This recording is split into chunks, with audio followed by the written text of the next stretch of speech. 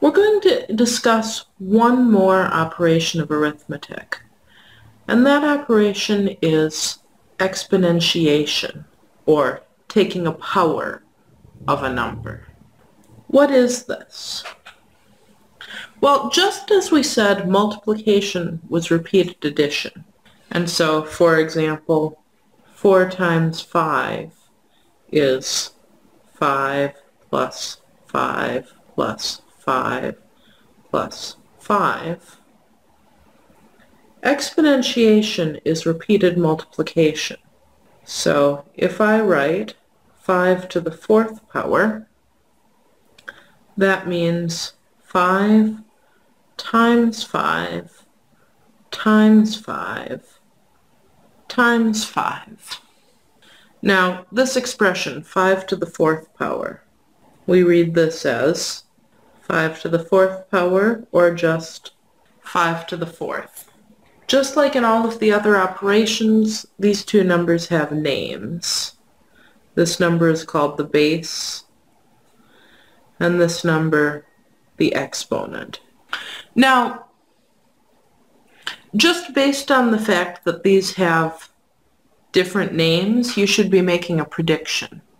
And that prediction is that exponentiation is not commutative.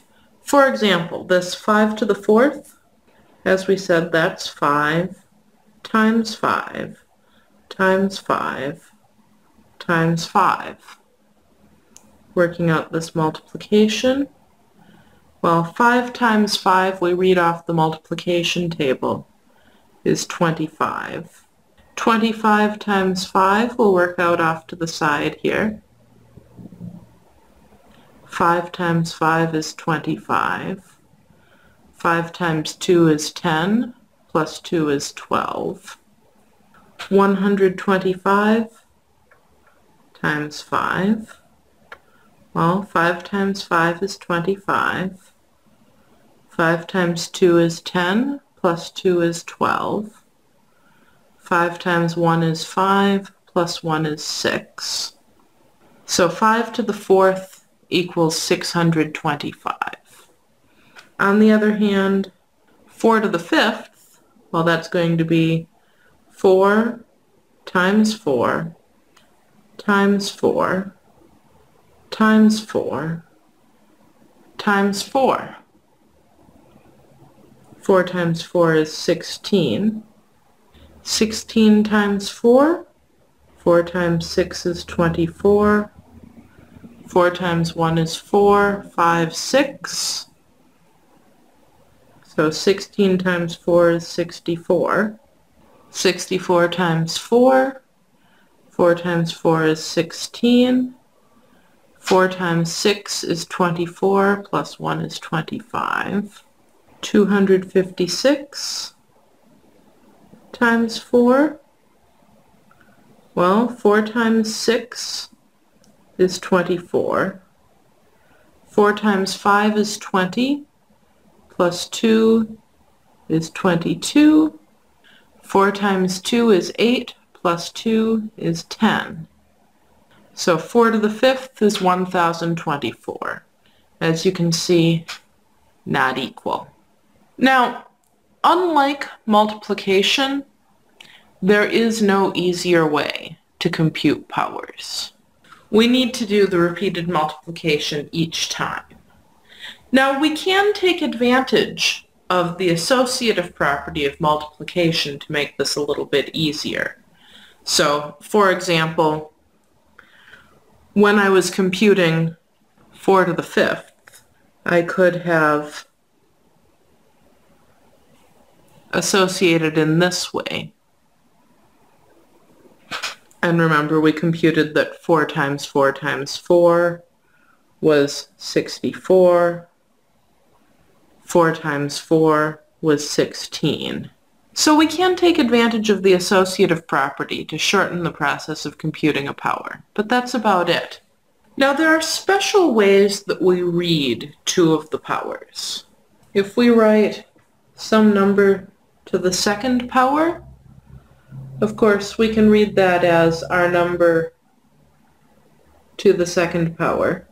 but more often we'll read it as our number squared.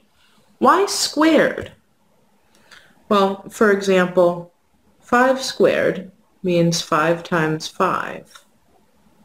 Thinking in terms of the area model, that's just the area of a square that's 5 units on each side. We have a similar reading for some number to the third power. Of course, we can read it as our number to the third power. Or we could write it down as our number cubed. Why cubed? What's a cube again? Well, a cube is a solid object with the same width, height, and depth.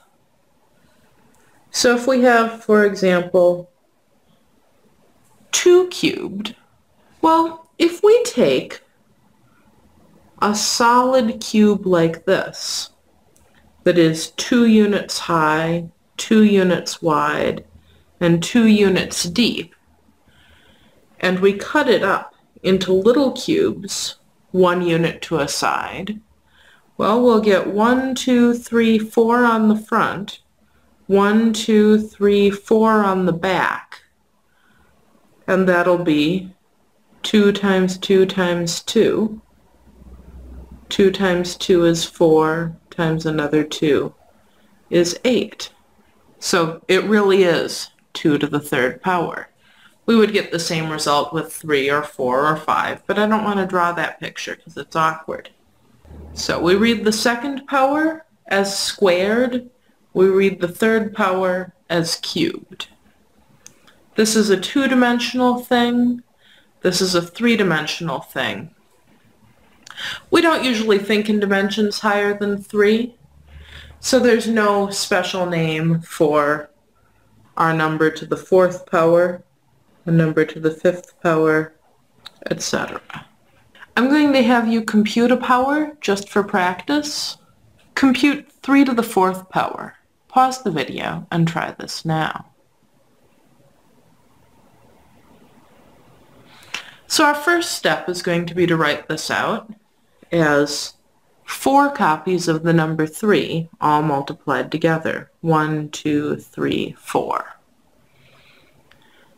One way we could go from here is to just perform each successive multiplication. 3 times 3 is 9. 9 times 3 is 27. And then working that out off to the side, 3 times 7 is 21. 3 times 2 is 6, plus 2 is 8. 3 to the 4th is 81. There is, however, another way we could have done this. We could use the associative property to say, I want to do this multiplication and then this multiplication. Why? Well, 3 times 3 is 9. 3 times 3 over here is still 9. And notice that these are still single-digit numbers. We can still do single-digit multiplication with these. 9 times 9, we know, is 81, which saves us a little bit of effort. How much effort? The amount of effort involved in writing this out. Not a big deal, but a small shortcut.